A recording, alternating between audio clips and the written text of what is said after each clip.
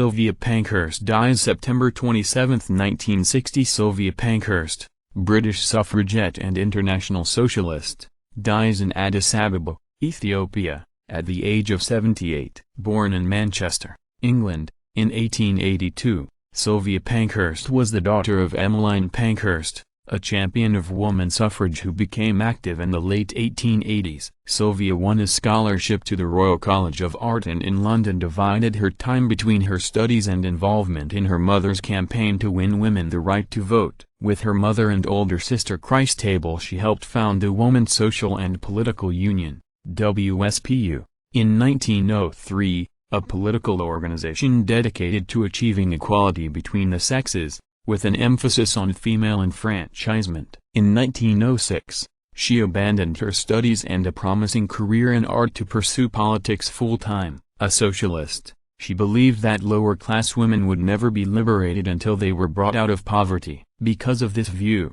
she began to drift from her more conservative mother and sister, who were focused on the goal of woman suffrage. Nevertheless, she remained a dedicated member of the WSPU and, like her sister and mother, was arrested numerous times for non-violent protests and conducted hunger strikes. When Christable and other members of the WSPU began to advocate violent acts of agitation, particularly arson, Sylvia, a pacifist, opposed them. In 1914, Sylvia was expelled from the WSPU for her insistence on involving working-class women in the suffrage movement. Emmeline and Christable Pankhurst felt that suffrage could best be achieved through the efforts of middle-class women like themselves. Bringing leftist politics into the movement, they reasoned, would only inflame the British government.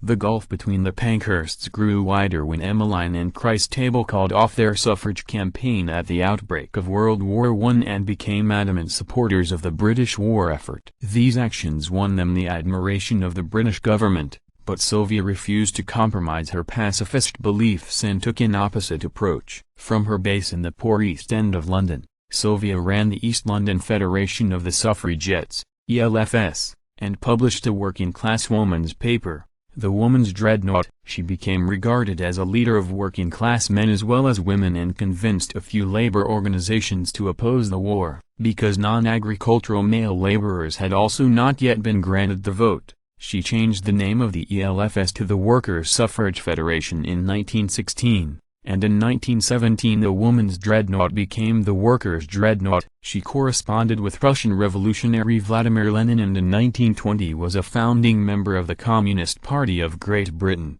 CPGB. In 1921, however, she was expelled from the party when she refused to close the Workers' Dreadnought in favor of a single CPGB paper. Britain granted universal male suffrage in 1918. Soon after, women aged 30 or over were guaranteed the vote. In 1928, the voting age for women was lowered to 21, the age that men could vote. By then, Sylvia Pankhurst had shifted her energies to opposing racism and the rise of fascism in Europe. In 1935, she campaigned vigorously against the invasion of Ethiopia by fascist Italy and founded the New Times and Ethiopia News to publicize the plight of the Ethiopians and other victims of fascism. She later helped settle Jewish refugees from Germany. In 1956, Ethiopian Emperor Haile Selassie invited her to live in Ethiopia, and she accepted the invitation. Although in her 70s, she founded the Ethiopia Observer and edited the paper for 4 years. She died on September 27, 1960,